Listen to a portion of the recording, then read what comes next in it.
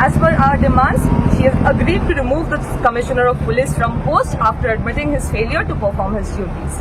Regarding the Principal Health Secretary, our Honorable Chief Minister assured us that she will remove him from post after finding adequate replacement, and she asked us for some more time.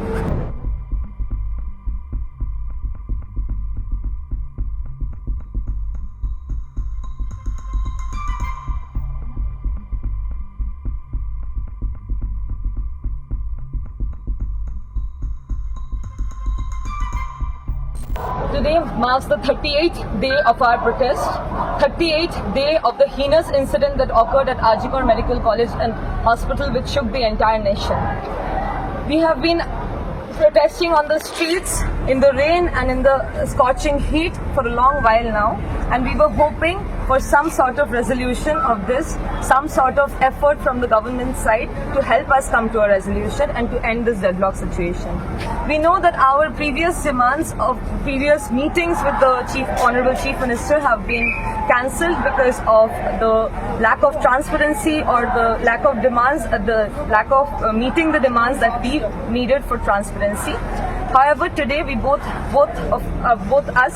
WBJDF and the Chief Minister agreed to do this meeting, conduct this meeting with minutes of meeting being recorded from both sides.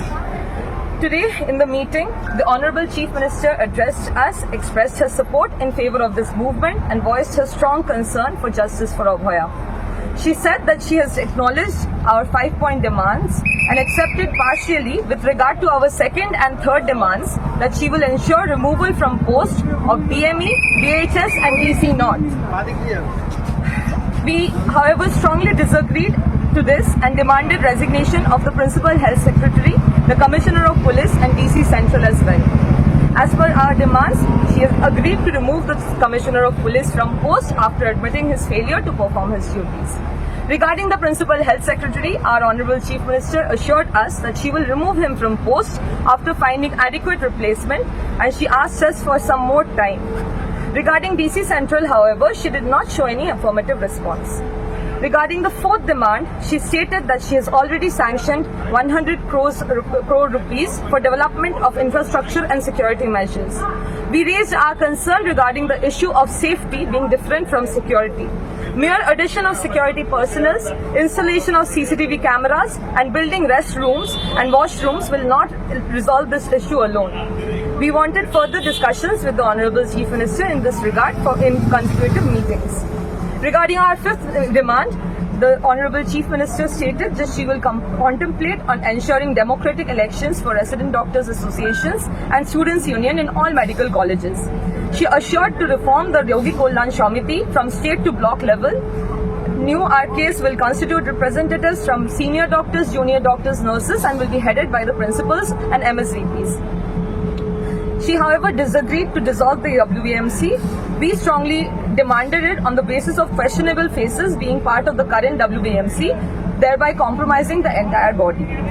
The Honorable Chief Minister stated that the special task force constituting the Chief Secretary, DG and Home Secretary will be formed in order to ensure the fulfillment of demands 4 and 5. We were in strong disagreement for task force formation, and we still want to sit with the Honorable Chief Minister herself for further detailed discussion regarding our demands 4 and 5. With this, our Honorable Chief Minister concluded our meeting, requesting us to return back to work and placing our trust in her to fulfill our demands with time. She has also stated that no action will be taken against any of the protesting doctors. We have stated our need to discuss the minutes of the meeting with our protesting doctors, with our individual colleges and all the stakeholders in this protest movement before coming to any decision regarding the matter of cease work or our sit-in demonstration at Shastra Bhavan. Both parties have agreed to this. Thank you.